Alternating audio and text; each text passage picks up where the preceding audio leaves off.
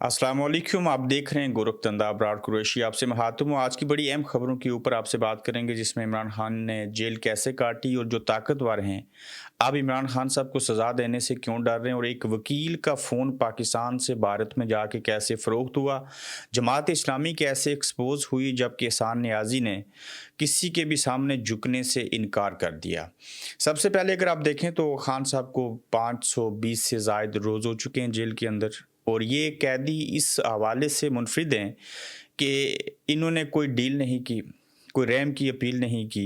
फिर एक बैरक के अंदर इनको रखा गया। जब ये अटक में थे तो वहाँ से भटकने की इनको ऑफ़र दी गई, उसके बावजूद इन्होंने उस ऑफ़र को कबूल नहीं किया कि मैं एस्टेब्लिशमेंट के कहने के ऊपर या हुकूमत से डील करके 3 साल के लिए बाहर चला जाऊँ। फिर देखिए कि खान साहब बाकी कैदियों से इस वजह से भी मुनफरिद और मुख्तलिफ हैं, और इन्होंने वो सोबतें बर्दाश्त की हैं जो किसी भी और कैदी ने, और ख़ासकर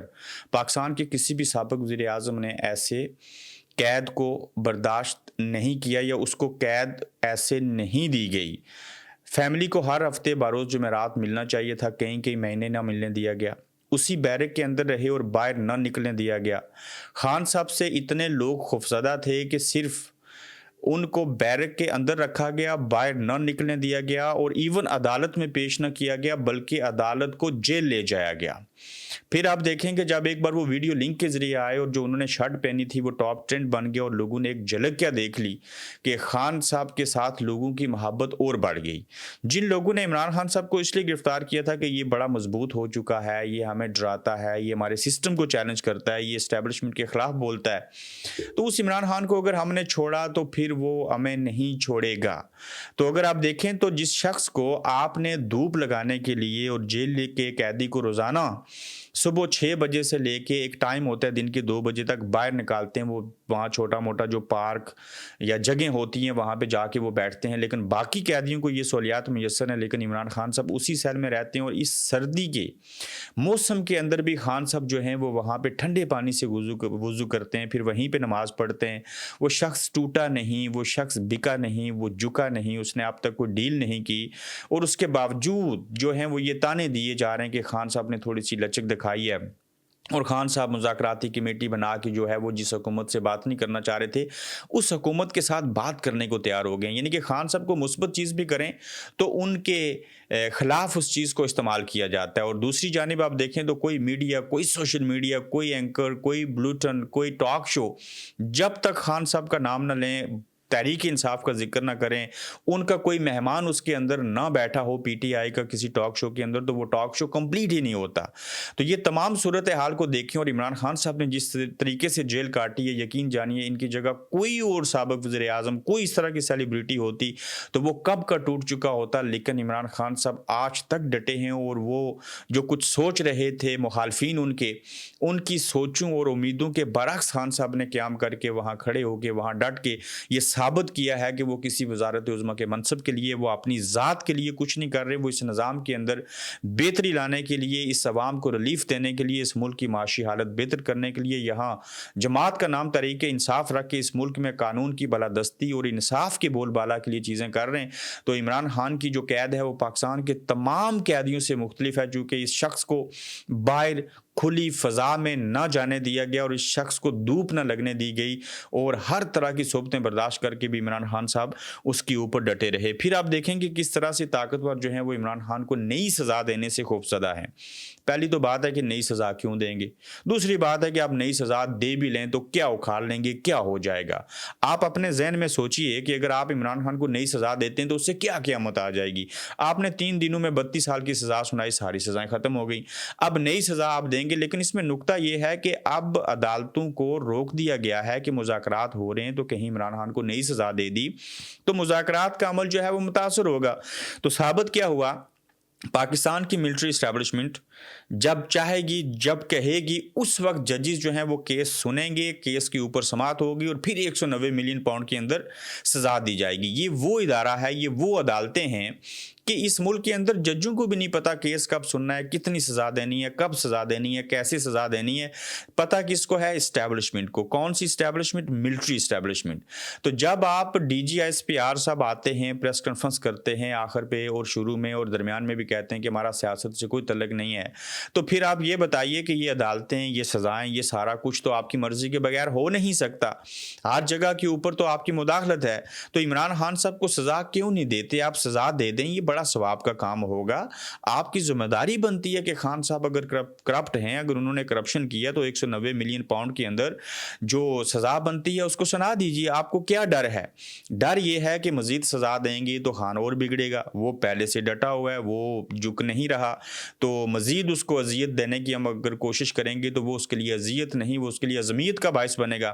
تو طاقتوروں کا یہ ثابت ہوا کہ جج ہوں، کوئی سزا ہو، کوئی پولیس والا ہو، کسی کو پکڑنا ہو، کسی کو اغوا کرنا ہو، تو اس کے پیچھے ایک ہی ادارہ ہے، جب تک وہ نہیں چاہے گا کچھ نہیں ہوگا۔ یہ تمام سیاستدان، یہ پارلیمنٹ جو ہے وہ ڈمی ہے، اور طاقتور عمران خان کو سزا دینے سے خوفزدہ جو ہیں اس کی وجہ محض یہ ہے کہ سزا دینے سے بھی کچھ نہیں ہوگا، تو لہذا بہتر ہے اس شخص سے کسی طرح سے جان چھوٹ جائے جس کو ہم نے پکڑا تھا، جیل میں ڈالا تھا۔ یہ ایک ایسا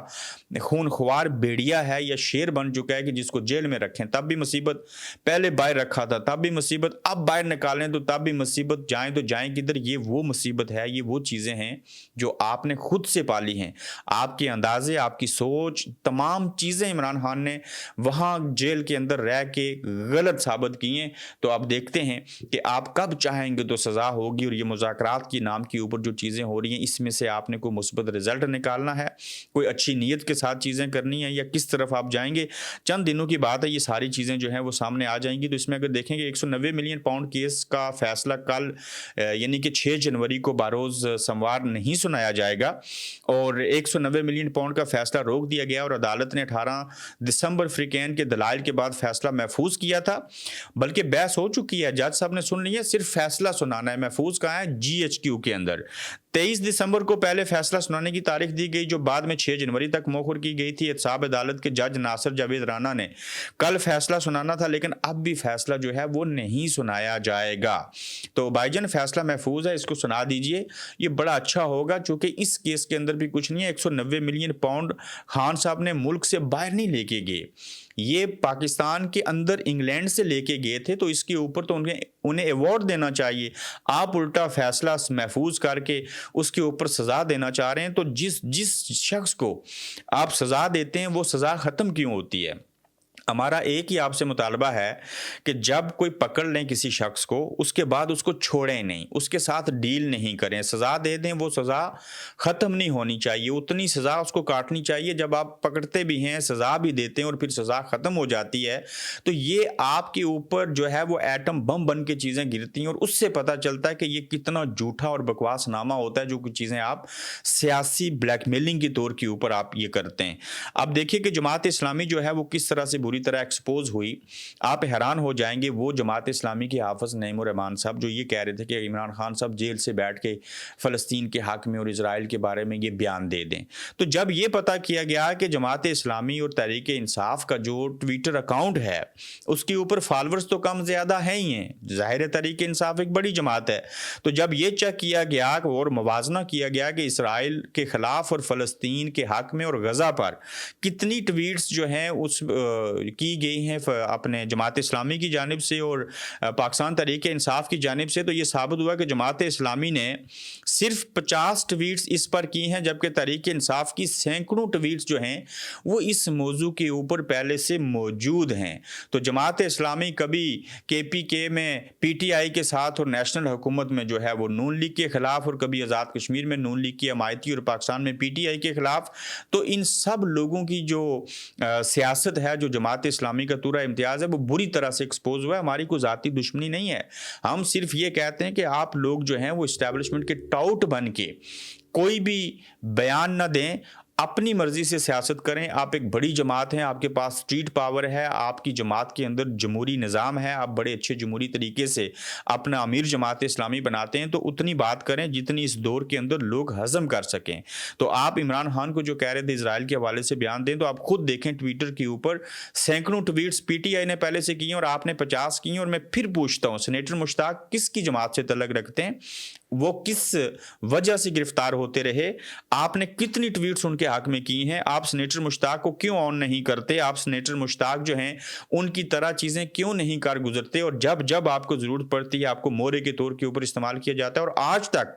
आपकी मुनाफिकाना पॉलिसीज़ की वजह से आप तरक्की नहीं कर सके, वरना आप तो पीटीआई जैसी जो जमात है उससे भी बड़े ताकतवर हैं, स्ट्रीट पावर है, मुनज़्ज़म हैं, आपके लोग बड़े बाशऊर हैं, पढ़े लिखे हैं, दीन के साथ भी जुड़े हैं, लेकिन तब्दीली क्यों ना आई? आपकी मुनाफिकाना पॉलिसियों की वजह से, अखलाकी जुर्रत न होने की वजह से। तो जब आप एक तरफ पीटीआई के साथ इताअत करेंगे और नून लीग के कश्मीर में मुखालिफ होंगे और आपका ये दोहरा मेयार होगा, तो फिर आपको लोग कबूल नहीं करेंगे। इस 20वीं सदी के अंदर लोग एक छोटी छोटी चीज़ को भी जो है वो समझते हैं और सारी चीज़ें जो हैं उसको तसल्ली से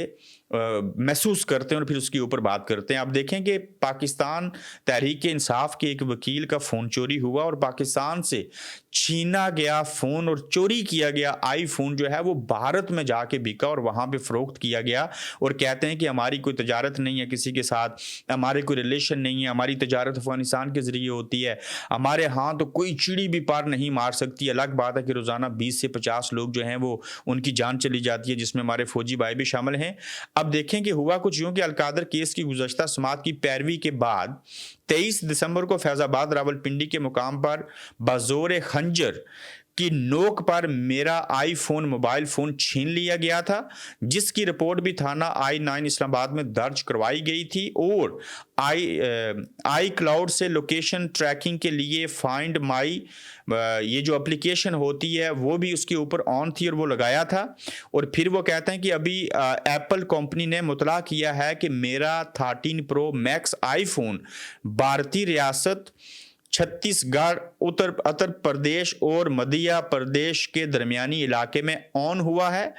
सुना था स्मगलिंग अफगानिस्तान के रास्ते होती है, मगर ये भारत के साथ खुफिया रास्ते कब खुल गए? और वकील इमरान खान खालिद यूसुफ जो हैं उन्होंने ये सवाल पूछा है, भाई आप खंजर की नोक के ऊपर जो है वो फ़ोन छीने,